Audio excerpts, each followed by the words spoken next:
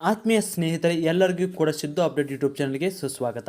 ಸ್ನೇಹಿತರೆ, ಇವತ್ತಿನ ವಿಡಿಯೋದಲ್ಲಿ ನಾವು RRB ಡಿ ಗ್ರೂಪ್ಗೆ ಸಂಬಂಧಿಸಿದಂತೆ ಸೈನ್ಸ್ ಸಿಲೆಬಸ್ಗೆ ಸಂಬಂಧಿಸಿದಂತೆ ಅತಿ ಹೆಚ್ಚು ಬಾರಿ ಕೇಳಲಾದ ಸ್ವಲ್ಪ ಕಠಿಣ ಪ್ರಶ್ನೆಗಳನ್ನು ನೋಡ್ತಾ ಹೋಗೋಣ. ಇವು ವಿಜ್ಞಾನ ವಿಷಯಕ್ಕೆ ಸಂಬಂಧಿಸಿದಂಥ ಪ್ರಶ್ನೆಗಳಾಗಿರ್ತಾವೆ. ಇವು ಬಂದು PC, PSI, SDA, FD, RRB group D, NTPC, ALP ಇನ್ನೂ ಹಲವಾರು ಎಕ್ಸಾಮ್ಗಳಿಗೂ ಕೂಡ ಉಪಯುಕ್ತವಾದ ಪ್ರಶ್ನೆಗಳು ಆಗಿರ್ತವೆ. ಬನ್ನಿ ಸ್ನೇಹಿತರಾಗಿದೆ, ತಡ ಮಾಡೋದು ಯಾಕೆ? ಅದಕ್ಕೂ ಮೊದಲು ನೀವೇನಾದರೂ ಮೊದಲ ಬಾರಿಗೆ ನಮ್ಮ ವಿಡಿಯೋ ನೋಡ್ತಾರೆ ತಪ್ಪದೆ ಒಂದು ಲೈಕ್ ಮಾಡಿ. ಇದೇ ರೀತಿ ಕಂಟಿನ್ಯೂಸ್ ಅಪ್ಡೇಟ್ಗೆ ನಮ್ಮ ಚಾನಲ್ ಸಬ್ಸ್ಕ್ರೈಬ್ ಮಾಡಿಕೊಳ್ಳಿ. ಸ್ನೇಹಿತರೆ, ವಿಡಿಯೋ ನೋಡಾಗತ್ತ ಎಲ್ಲ ಸ್ಪರ್ಧಾ ಅಭ್ಯರ್ಥಿಗಳದ ಒಂದು ರಿಕ್ವೆಸ್ಟ್ ಏನಪ್ಪ ಅಂದ್ರೆ, ನೀವೀಗ ಆಲ್ರೆಡಿ ವಿಡಿಯೋನ ಏನು ನೋಡುತ್ತಾ ಇರುವಾಗಲೇ ಇಲ್ಲಿ ನಾವು ಆಪ್ಷನಲ್ಲಿ ಸರಿಯಾದ ಉತ್ತರ ಹೇಳೋಕ್ಕಿಂತ ಮೊದಲನೇ ಸರಿಯಾದ ಉತ್ತರ ನಿಮಗೇನಾದರೂ ಗೊತ್ತಿತ್ತಪ್ಪ ಅಂದ್ರೆ ನೀವು ನಾವು ಉತ್ತರ ಹೇಳೋಕ್ಕಿಂತ ಮೊದಲೇ ಒಂದಂತ ಬರೀ ಆಪ್ಷನ್ ಎ ಇದ್ರೆ ಎ, ಬಿ ಇದ್ರೆ ಬಿ, ಸಿ ಇದ್ರೆ ಸಿ, ಈ ರೀತಿ ಕಂಟಿನ್ಯೂ ಆಗಿ ಮಾಡ್ಕೋತಾ ಹೋಗಿ. ಇದೊಂಥರ ಕ್ವಿಜ್ ಆದ ಆ ರೀತಿ ಆಗ್ತದೆ. ಇದು ನಿಮಗೆ ಉಪಯುಕ್ತ ಕೂಡ ಆಗ್ತದೆ. ನಾವು ಎಲ್ಲಿ ತಪ್ಪು ಹೇಳಿದ್ವಿ ಎಲ್ಲಿ ಕರೆಕ್ಟ್ ಹೇಳಿದ್ವಿ ಅಂತ ಸ್ಟಡಿ ಮಾಡೋರಿಗೆಲ್ಲರಿಗೂ ಕೂಡ ಯೂಸ್ ಆಗ್ತದೆ. ನೀವು ಏನು ಮಾಡಬೇಕಾದ್ರೆ ಜಸ್ಟ್ ಒಂದೇ ಉತ್ತರನ ಹೇಳ್ತ ನೋಡ್ರಿ. ಒಂದೇ ಪ್ರಶ್ನೆ, ಸೂರ್ಯನಲ್ಲಿರುವ ಅನಿಲ ಯಾವ್ಯಾವು ಅಂತ ಕೇಳ್ತೀನಿ. ಅವಾಗ ನೀವೇನು ಮಾಡ್ಬೇಕು, ಈ ಪ್ರಶ್ನೆ ನೋಡಿದ ತಕ್ಷಣ ಆಪ್ಷನ್ ಎ ಇದ್ರೆ ಎ, ಬಿ ಇದ್ರೆ ಬಿ, ಸಿ ಇದ್ರೆ ಸಿ, ನಿಮಗೆ ಎಷ್ಟು ಗೊತ್ತಿರುತ್ತೋ ಅಷ್ಟು ಕರೆಕ್ಟಾಗಿ ಹಾಕೋತವ್ರಿ. ತಪ್ಪಾದರೂ ಪರವಾಗಿಲ್ಲ, ನೆಕ್ಸ್ಟ್ ಟೈಮ್ ಮತ್ತೆ ಇನ್ನೊಂದು ವಿಡಿಯೋ ಮಾಡಿದಾಗ ತಿದ್ಕೊಳ್ಳೋಕೆ ನಿಮ್ಗೆ ಅವಕಾಶ ಸಿಗ್ತೈತಿ. ಇಲ್ಲಪ್ಪ ಅಂದ್ರೆ ಮತ್ತೊಂದು 15 ದಿವಸ ಬಿಟ್ಟು ಮತ್ತೆ ಇದನ್ನ ವಿಡಿಯೋ ನೋಡ್ರಿ. ಅವಾಗ ನಾ ಮೊನ್ನೆ ಎಷ್ಟು ತಪ್ಪುಗಳನ್ನ ಮಾಡಿದೆ, ಈ ಸಾರಿ ಎಷ್ಟು ತಪ್ಪುಗಳನ್ನ ಮಾಡಿದೆ ಅಂತ ನಿಮ್ಗೆ ಗೊತ್ತಾಗ್ತದೆ. ಅದಕ್ಕಾಗಿ ಇದೊಂಥರ ಕ್ವಿಜ್ ನಡೆದಾಗೆ ನಡೆಸ್ಬಿಡೋಣ. ಸರಿ, ಓಕೆನಾ? ಪ್ರತಿಯೊಬ್ಬರು ಕೂಡ ನಿಮ್ದು ಆನ್ಸರನ್ನ ಕಮೆಂಟ್ ಮಾಡ್ತಾ ಬನ್ನಿ. ಸ್ನೇಹಿತರೆ, ಹಾಗಿದ್ರೆ ಒಂದೇ ಪ್ರಶ್ನೆಗೆ ಸರಿಯಾದ ಉತ್ತರ ಬಂದು ಆಪ್ಷನ್ ಎ, ಜಲಜನಕ ಮತ್ತು ಹೀಲಿಯಂ ಇವು ಸೂರ್ಯನಲ್ಲಿರುವ ಅನಿಲಗಳು ಆಗಿರ್ತಾವ. ಇನ್ನು ನೆಕ್ಸ್ಟ್ ಪ್ರಶ್ನೆ ನೋಡೋದಾದರೆ,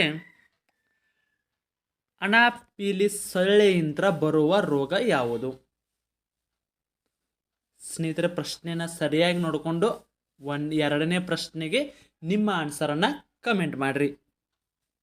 ಸ್ನೇಹಿತರೆ, ಇದಕ್ಕೆ ಸರಿಯಾದ ಉತ್ತರ ಮಲೇರಿಯಾ ಆಗಿರ್ತದೆ. ಆಪ್ಷನ್ ಬಿ ಸರಿಯಾದ ಉತ್ತರ.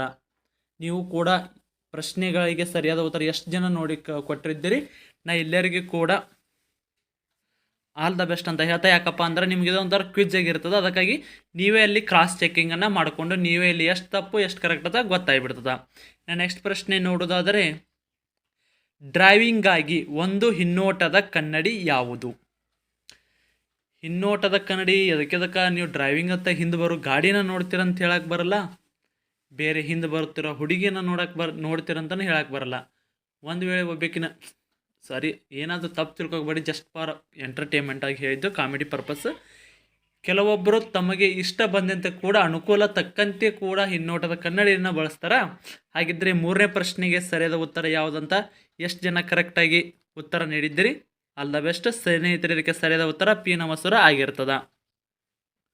ಸ್ನೇಹಿತರೆ, ನೀವೇನಾದರೂ RRB ಡಿ ಗ್ರೂಪ್ಗೆ ಸಂಬಂಧಿಸಿದಂತೆ ಸ್ಟಡಿ ಮಾಡ್ತಾ ಇದ್ರೆ ಈ ನೋಟ್ಸು ತುಂಬ ಉಪಯುಕ್ತ ಆಗ್ತಾವೆ. ಸ್ನೇಹಿತರೆ, ಇವು ಡಿ ಗ್ರೂಪ್ಗೆ ಅಷ್ಟಲ್ಲ, ALPಗೆ, SSC, GDಗೆ, RPFಗೆ ಮತ್ತು ಇನ್ನೂ ಹಲವಾರು ಎಕ್ಸಾಮ್ಗೆ ಕೂಡ ಯೂಸ್ ಆಗ್ತಾವೆ.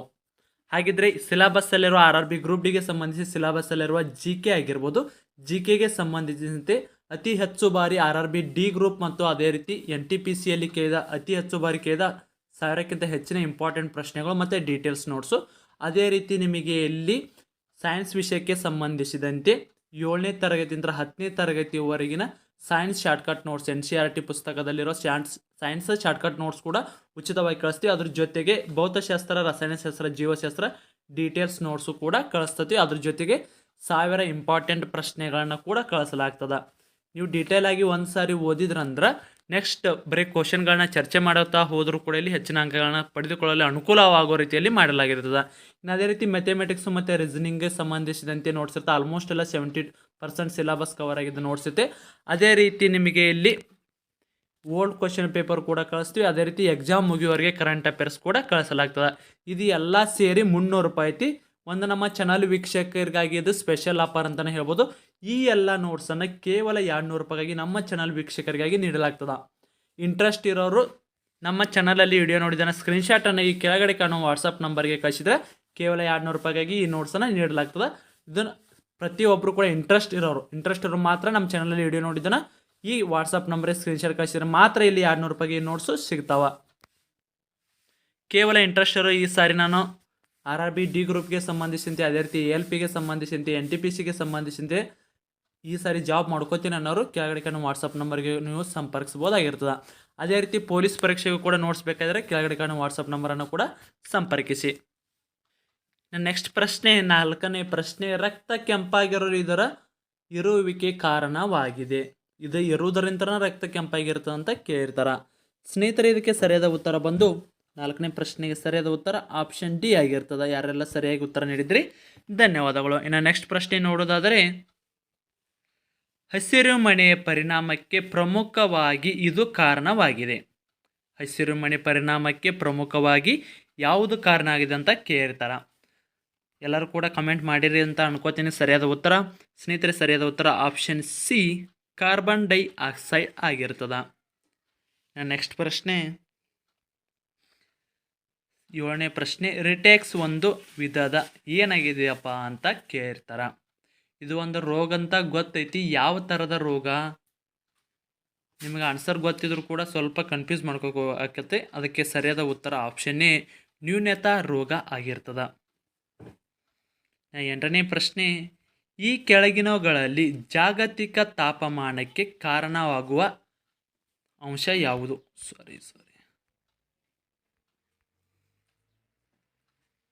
ನೋಡಿದ್ರಲ್ಲ ಸ್ನೇಹಿತರೆ, ಇದಕ್ಕೆ ಸರಿಯಾದ ಉತ್ತರ methane, carbon dioxide, water pepper ಕೂಡ ಆಗಿರ್ತದೆ. ಅಂದರೆ ಸರಿಯಾದ ಉತ್ತರ ಆಪ್ಷನ್ ಡಿ ಮೇಲಿನ ಎಲ್ಲವೂ ಆಗಿರ್ತದ.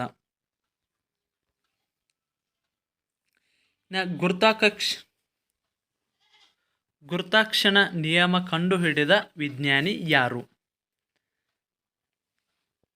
ಸ್ನೇಹಿತರೆ, ಸರಿಯಾದ ಉತ್ತರ ಆಪ್ಷನ್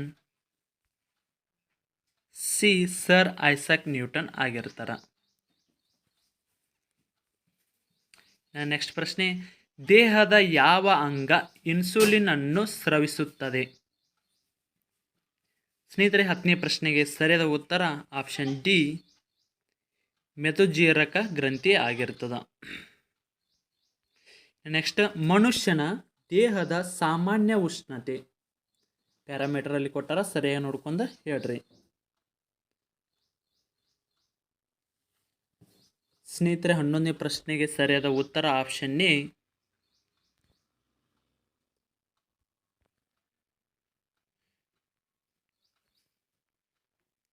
ನೆಕ್ಸ್ಟ್ ಪ್ರಶ್ನೆ, ಕೆಳಗಿನ ಯಾವ ರೋಗಗಳು ಬ್ಯಾಕ್ಟೀರಿಯಾಗಳಿಂದ ಉಂಟಾಗುವುದಿಲ್ಲ? ಸ್ವಲ್ಪ ನೋಡ್ಕೋರಿ ಪ್ರಶ್ನೆ. ಸರಿಯಾದ ಉತ್ತರ ಎಲ್ಲರೂ ನೀಡ್ರಿ ಅಂತ ಅನ್ಕೋತೀನಿ. ಸ್ನೇಹಿತರೆ, ಸರಿಯಾದ ಉತ್ತರ ಆಪ್ಷನ್ ಸಿ ಆಗಿರ್ತದ. ನೆಕ್ಸ್ಟ್ ಪ್ರಶ್ನೆ, ಸಮುದ್ರದಲ್ಲಿ ಮುಳುಗುತ್ತಿರುವ ವಸ್ತುಗಳನ್ನು ಕಂಡುಹಿಡಿಯುವ ಸಾಧನ ಯಾವುದು? ಮುಳುಗುತ್ತಿರುವ ವಸ್ತುವನ್ನು ಕಂಡುಹಿಡಿಯುವ ಸಾಧನ ಯಾವುದು ಅಂತ ಕೇಳಿರ್ತಾರ. ಸ್ನೇಹಿತರೆ, ಇದಕ್ಕೆ ಸರಿಯಾದ ಉತ್ತರ ಆಪ್ಷನ್ ಸಿ ಸೋನಾರ್ ಆಗಿರ್ತದ. ನೆಕ್ಸ್ಟ್ ಪ್ರಶ್ನೆ, ಬೀಳುವ ನಕ್ಷತ್ರಗಳನ್ನು ಏನೆಂದು ಕರೆಯುತ್ತಾರೆ? ಇದಕ್ಕೆ ದೇವರಂತ ಕರೀತಾರಂತ ಹೇಳ್ಬೇಡ್ರಿ, ಮತ್ತೆ ಹಳ್ಳಿಗಳೊಳಗೆ ಇದನ್ನ ಅಂತ ಕರೀತಾರೆ. ನಕ್ಷತ್ರ ಬಿದ್ದು ಒಂದಿಷ್ಟು ಮಂದಿ ಅದನ್ನು ಬೀಳುವಾಗ ಸಾಮಾಡ್ತಾರೋ ಕೂಡ. ಸ್ನೇಹಿತರೆ, 14ನೇ ಪ್ರಶ್ನೆಗೆ ಸರಿಯಾದ ಉತ್ತರ ಆಪ್ಷನ್ ಎ ಉಲ್ಕೆಗಳು ಅಂತ ಕೂಡ ಕರೀತಾರ. ನೆಕ್ಸ್ಟ್ ಪ್ರಶ್ನೆ, ದ್ರವ್ಯದ 4ನೇ ಹಂತ ಯಾವುದು? ಆನ್ಸರ್ ನೀಡಾಕತ್ತೀರಂತ ಅನ್ಕೊಂಡಿನಿ. ನೋಡಕತ್ತಾರ ಪ್ರತಿಯೊಬ್ಬರು ಕೂಡ ನಿಮ್ಗೆ ಗೊತ್ತಿರೋ ಸರಿಯಾದ ಆನ್ಸರ್ ಅಲ್ಲಿ ತಪ್ಪಾಗಲಿ ನೀಡಿ ಒಟ್ಟ ಪ್ರಯತ್ನ ಅನ್ನೋದು ಮಾಡಿ, ಸುಮ್ಮನೆ ಕುಂದ್ರಕ್ಕೆ ಹೋಗ್ಬೇಡ್ರಿ.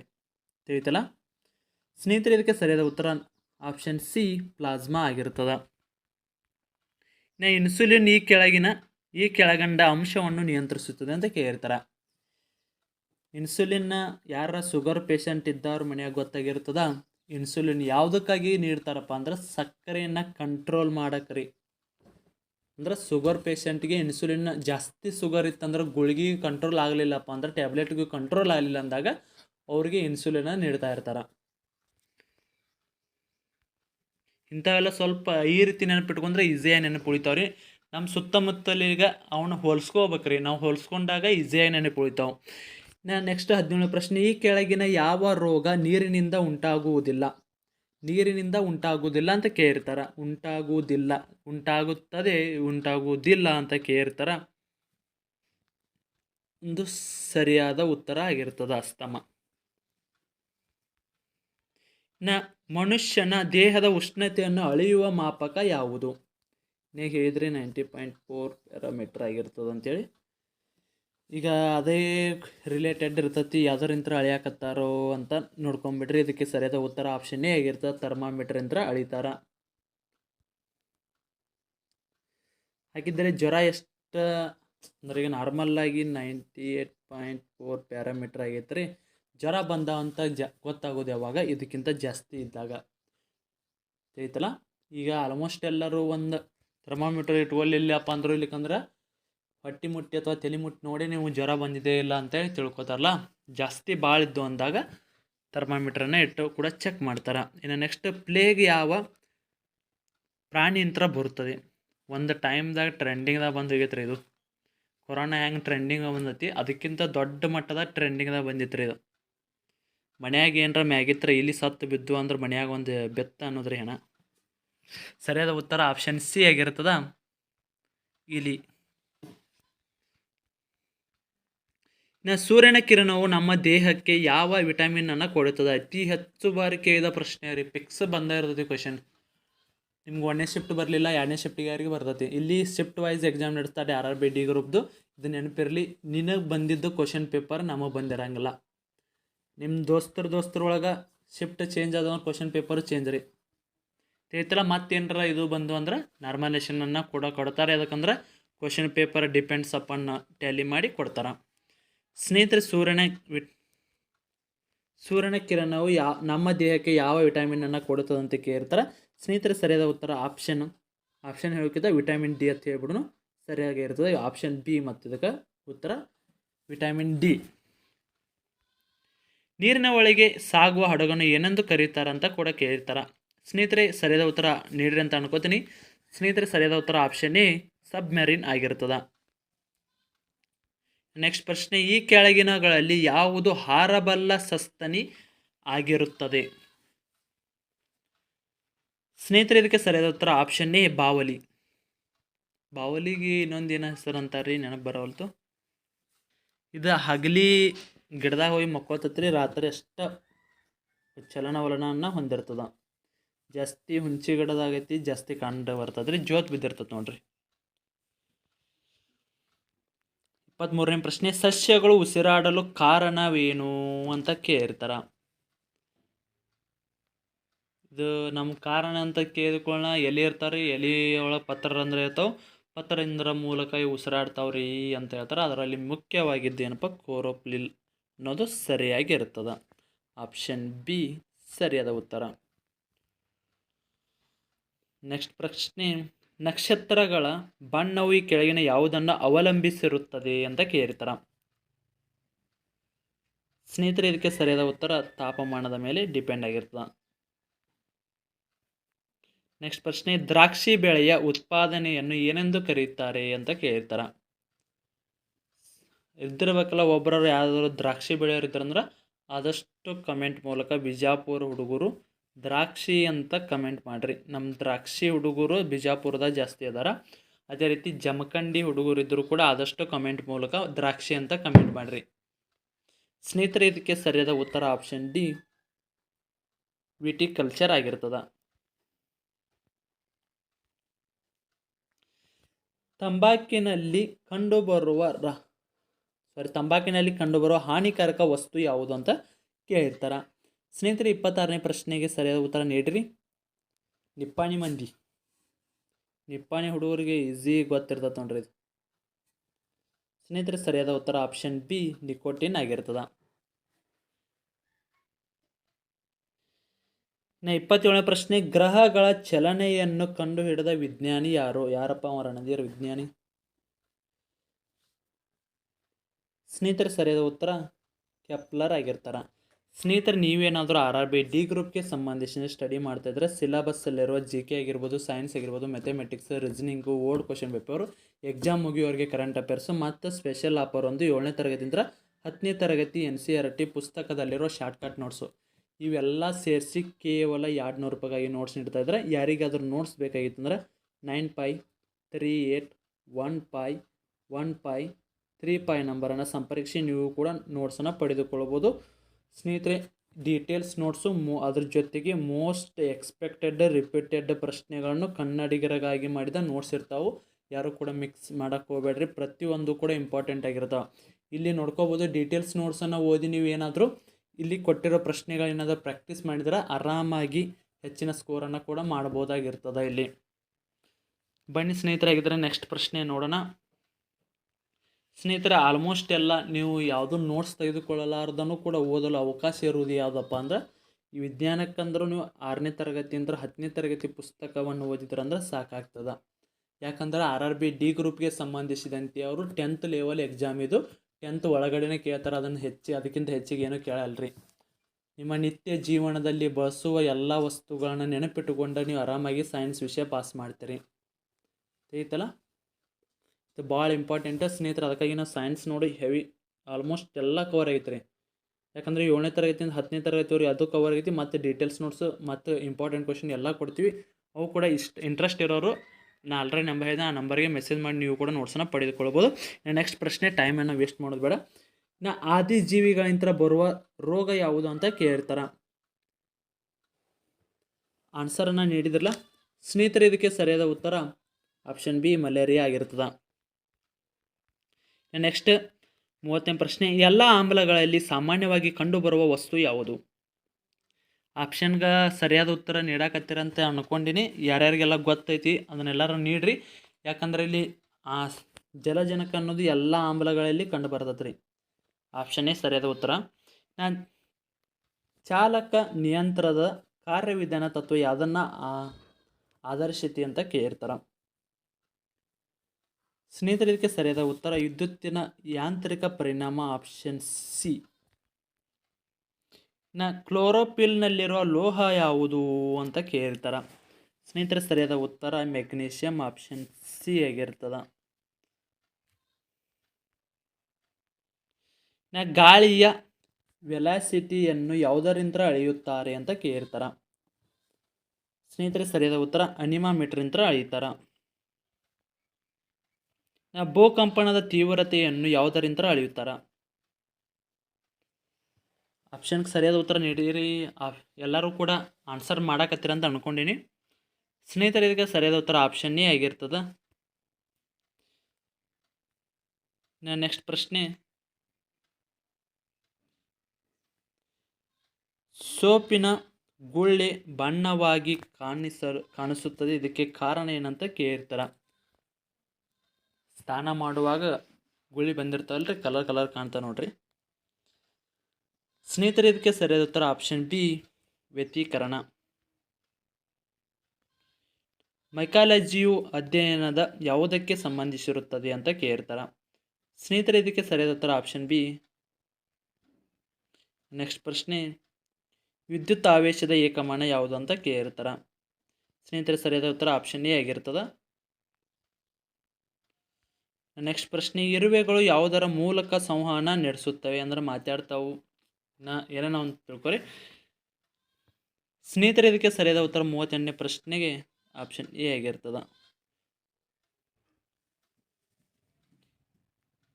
39ನೇ ಪ್ರಶ್ನೆ, ಸ್ನೇಹಿತರೆ, ಕೆಳಗಿನಗಳಲ್ಲಿ ಯಾವುದು ಲಾಫಿಂಗ್ ಗ್ಯಾಸ್?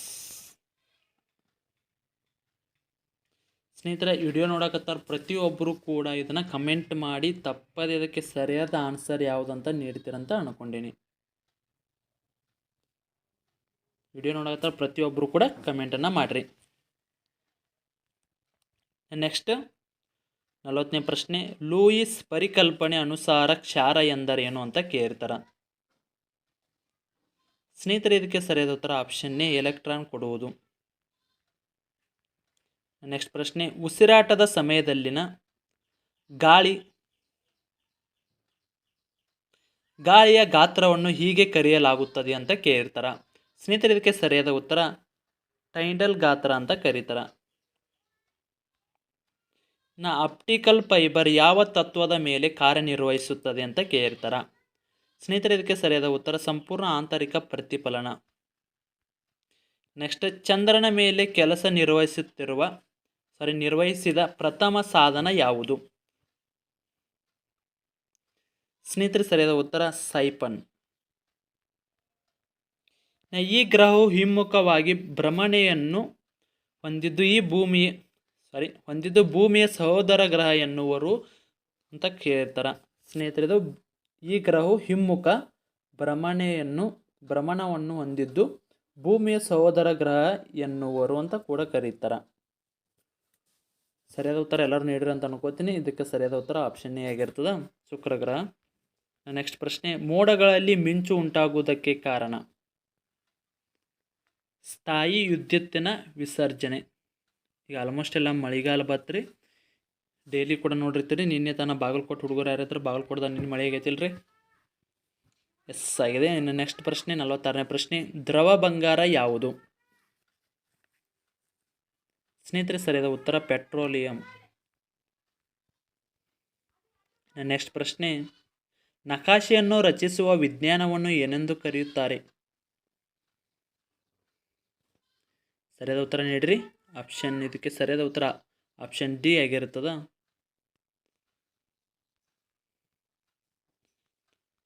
ನೆಕ್ಸ್ಟ್ ಪ್ರಶ್ನೆ, 48ನೇ ಪ್ರಶ್ನೆ, ಪಯೋರಿಯ ಕಾಯಿಲೆ ಯಾವುದಕ್ಕೆ ಸಂಬಂಧಿಸಿದೆ?